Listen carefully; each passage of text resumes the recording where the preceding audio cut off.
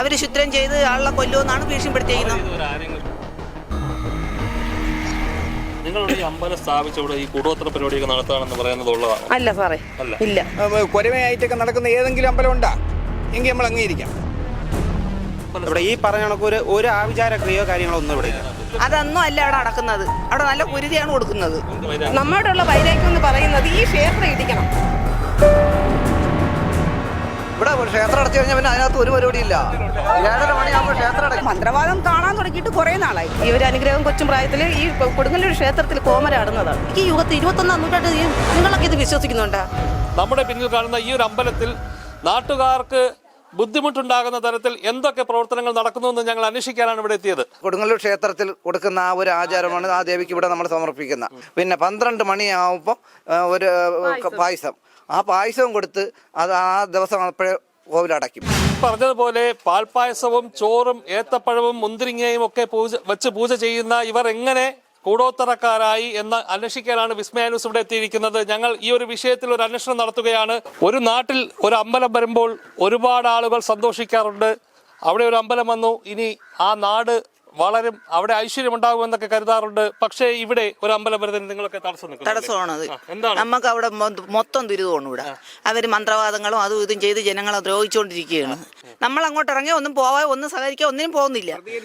നമ്മൾ അവർ ഈ പ്രശ്നം കൊണ്ട് ആ പ്രതികാരം കാണിക്കാനായിട്ട് വന്ന് നമ്മളെ ഉപദ്രവിക്കുന്നതാണ്. ഇതെല്ലാം എല്ലാം കണ്ടിട്ടുണ്ട്. കോഴി കുരുതി കൊടുക്കുന്ന കണ്ടിട്ടുണ്ട്, പല കുരുതികൾ കൊടുക്കുന്ന കണ്ടിട്ടുണ്ട്, മദ്യം വെച്ച് കൊടുക്കുന്ന കണ്ടിട്ടുണ്ട്. ഇതെല്ലാം അവിടെ രാത്രി ആകുമ്പോൾ പല പ്രശ്നങ്ങളും അവിടെ നടക്കുന്നുണ്ട്. നിങ്ങൾ അമ്പലത്തിൽ പോയിട്ടുണ്ടോ? ഇല്ല, ഇന്ന് വരെ പോയിട്ടില്ല. എന്റെ വീടാണ്.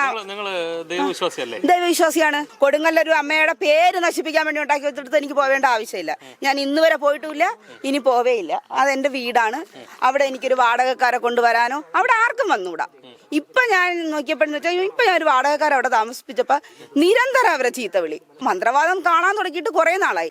ഏതെങ്കിലും ഒരു അമ്പലത്തില് ഒരു പൂജ ചെയ്യുന്ന ഒരാള് ഏതെങ്കിലും ഒരു നാട്ടുകാരനെ ചെന്നിട്ട് തന്തയ്ക്കും തള്ളയ്ക്കും ചേർത്ത് തെറിവിളി, അതേ കുടുംബത്തിലുള്ള അനാവശ്യം പറയല്, പൊടി പിള്ളേരെ വെച്ചിട്ട് അനാവശ്യം പറയല് ഏതെങ്കിലും അമ്പലത്തിൽ നടക്കുന്ന കാര്യങ്ങളാണ്.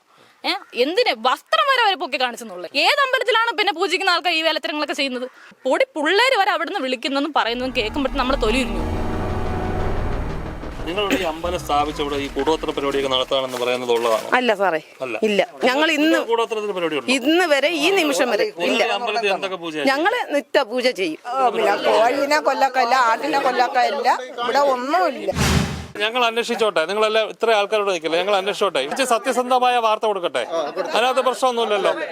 അതല്ല നിങ്ങളുടെ ഭാഗത്ത് ശരിയെങ്കിൽ അങ്ങനെ റിപ്പോർട്ട് ചെയ്യാൻ തയ്യാറാണ്. ഇവിടെ ഈ പറഞ്ഞ കണക്ക് ഒരു ആവിചാര ക്രിയോ കാര്യങ്ങളോ ഒന്നും ഇവിടെ ഇല്ല. കൊടുങ്ങല്ലൂർ അമ്മയുടെ ആണ്, കൊച്ചു കൊടുങ്ങല്ലൂർ എന്ന പേരിലാണ് ഈ അമ്പലം നടത്തി വരുന്നത്. ഇത് വെളിച്ചപ്പാടായിട്ട് അംഗീകാരം ലഭിച്ചിട്ടുള്ളതും കൊടുങ്ങല്ലൂർ ക്ഷേത്രത്തിൽ പോയി പിന്നെ കോമരമായിട്ട് തുള്ളുകയും പിന്നെ എല്ലാ വർഷങ്ങളിലും അവിടെ പോകാറുമുണ്ട്. ഈ അമ്പലം ഇതിപ്പം 4ാമത്തെ കൊല്ലമാണ്. 3-4 വ്യക്തികൾ മാത്രമേ ഇതിൽ പറയുള്ളൂ. അസൂയുള്ളവർ 2 വ്യക്തികൾ. അവർ ബാക്കിയുള്ളവരെ അവരുടെ വീട്ടിൽ താമസം ഇല്ലാത്ത ആളിൽ കൊണ്ട് നിർത്തിയിട്ട് അവരെ കൊണ്ടുകൂടെ പറയും. അതെന്ന് വെച്ചാൽ അവരവിടെ ചെയ്യുന്ന മൊത്തം ദുരാചാരങ്ങളാണ്. ഞാൻ ഇവരെ വീട്ടിലാണ് ഇപ്പോൾ വാടകയ്ക്ക് താമസിക്കും. ഇപ്പോൾ 1 മാസം കഴിഞ്ഞ് ഞാൻ വന്നിട്ട് അന്ന് തൊട്ട് എന്നെ പുറത്തിറങ്ങാൻ സമ്മതിക്കത്തില്ല. ഞാൻ അവിടെ നിൽക്കുമ്പോഴത്തേക്ക് ഇവരെ വീട്ടിൽ വന്ന് ഈ മന്ത്രവാദത്തിന് ഇരിക്കുന്നവർ ഒക്കെ ഞാൻ കാണും. അതുകൊണ്ട് എന്നെ അവിടെ നിന്ന് ഓട്ടിക്കണം അവർക്ക്.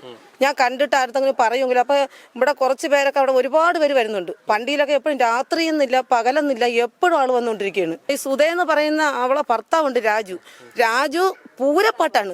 കൊടുങ്ങല്ലൂർ അമ്മയുടെ അനുഗ്രഹം കയറിയ ഒരു സ്ത്രീ അവരിവിടെ നടത്തുന്ന ചില പ്രവർത്തനങ്ങൾ അത് നിങ്ങൾക്ക് എങ്ങനെ ബുദ്ധിമുട്ട്? രാത്രി 12 മണിക്ക് 1 മണിക്കൊക്കെ അവിടെ ഇതിനൊക്കെ ഒരാളിനെയും കിടത്തിയിട്ട് അവർക്ക് കുറെ പൂവൊക്കെ വാരിയിട്ട് നുള്ളിയിട്ട് വിളിയും ആതാളിയും കൊരമയായിട്ടൊക്കെ നടക്കുന്ന ഏതെങ്കിലും അമ്പലം ഉണ്ടാ?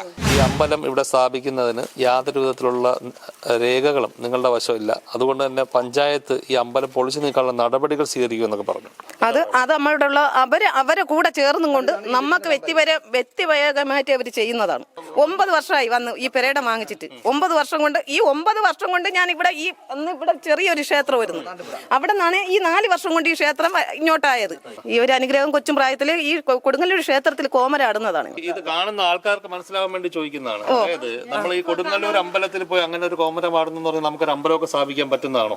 അവിടെ എനിക്ക് സ്വാഭാവികമായിട്ട് സംശയം ഉണ്ടാവുമല്ലോ. ഇല്ല, എന്താണ് നിങ്ങൾക്ക് ആ അമ്പലം സ്ഥാപിക്കുന്നത്? എനിക്ക് പ്രത്യേകത എന്താണ്? എന്റെ പ്രത്യേകത എന്ന് പറയുമ്പോഴത്തേക്ക് എനിക്ക് കൊച്ചും പ്രായത്തിലേ എനിക്ക് ഞാൻ പിറന്ന് വീണ സമയം തൊട്ടേ എനിക്ക് കാര്യങ്ങൾ ഉണ്ടായിരുന്നു.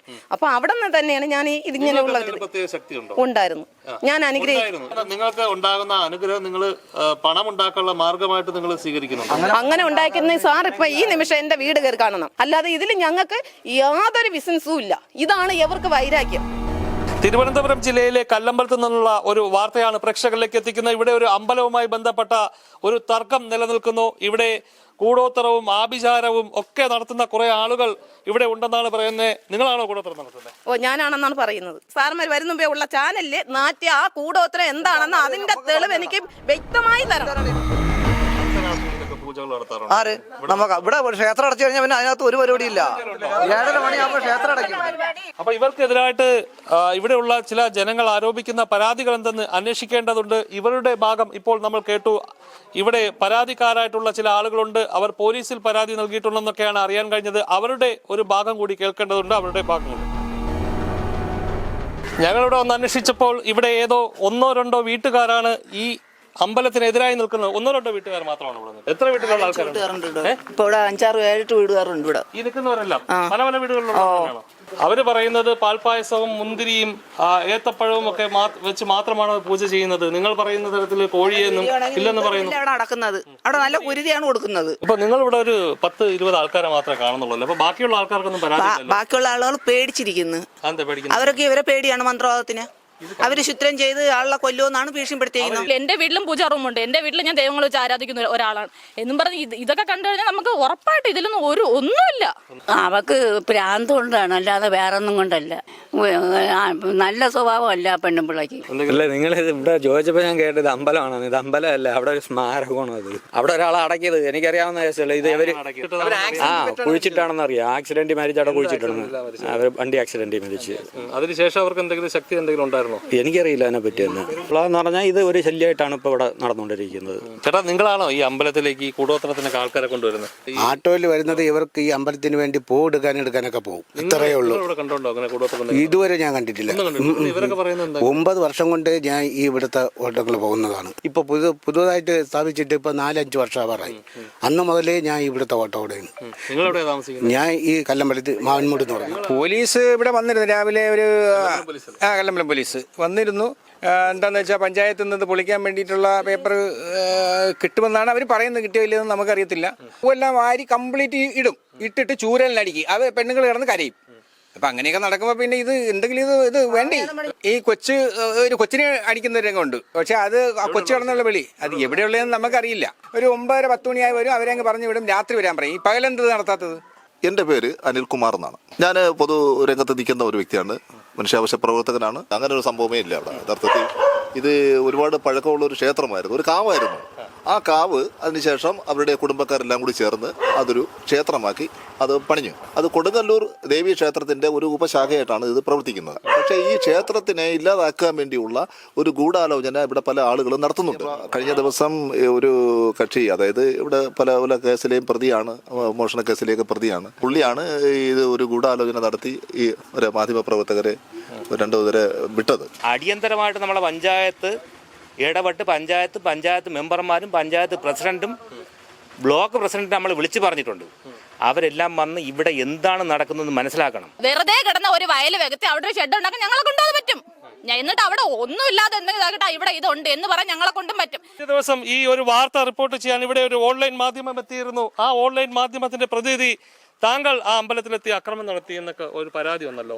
ഈ പരാതി കല്ലമ്പലം പോലീസ് സ്റ്റേഷനിൽ അവർ കൊടുത്തിട്ടുണ്ടായിരുന്നു. കഴിഞ്ഞ ദിവസം CI ഞങ്ങളെ വിളിച്ചിട്ടുണ്ടായിരുന്നു. ഞങ്ങൾ അവിടെ ചെന്നു. ഈ സംഭവം നടക്കുമ്പോൾ ഞങ്ങൾ വീഡിയോ എടുക്കുന്നതിന് മുന്നേ തന്നെ അവിടെ ഉണ്ടായിരുന്ന 1-ലധികം പേർ ആ സംഭവങ്ങളെല്ലാം വീഡിയോയിൽ പകർത്തുന്നുണ്ടായിരുന്നു.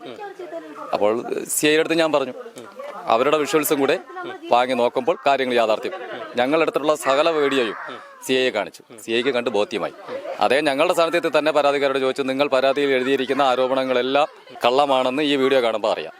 നിങ്ങൾ എന്തിനാണ് ഈ അസത്യങ്ങൾ പരാതി കൊടുക്കണമെന്ന് ചോദിച്ചു. ഇത് സ്ഥിരം പരിപാടിയാണ്. ഇവിടെ ഇവരടുത്ത് ആരെങ്കിലും വല്ല ചോദ്യങ്ങളാണല്ലോ ആദ്യം വാർത്ത റിപ്പോർട്ട് അവിടെ എത്തിയത്. എന്താണ് ഈ പരാതി കഴമ്പുള്ളതായിട്ട് തോന്നുന്നത്? ഈ സ്ഥലം വെട്ടിമൻകണം എന്ന് പറയുന്നത് കല്ലമ്പലം മേഖലയാണ്.